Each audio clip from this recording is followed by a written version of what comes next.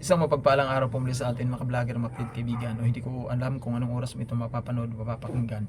Mayroon po akong kunting mensahe lang sa iyo na magsilbi nawang pangpukaw sa ating pananampalataya upang magpatuloy tayo na magtiwala sa ating Panginoon at magtiis upang ang ating pag-asa ay mahayag hanggang sa siya'y dumating. Ano po?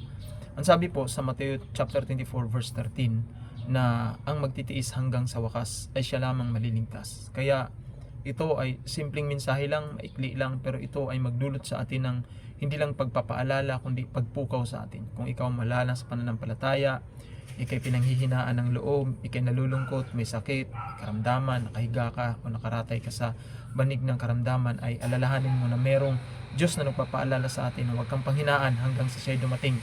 Kasi yun lang ang tanging pag-asa ng bawat isa sa atin ay ang pagdating ng ating Panginoon Jesus. Kaya magtiis tayo hanggang sa wakas. Bago tayo mag-i-end, tayo po'y manalangin. Dakila namin Diyos sa parin sa lahat. Salamat po sa mensahe, pagkaloob sa sa amin. Pagpalain niyo po ang magkikinig manonood sa mga oras na ito. Ikaw na pong mag-bless po sa Kanya. Ito po aming hiling sa makapangyarihang pangalan ng Panginoon Jesus. Amen.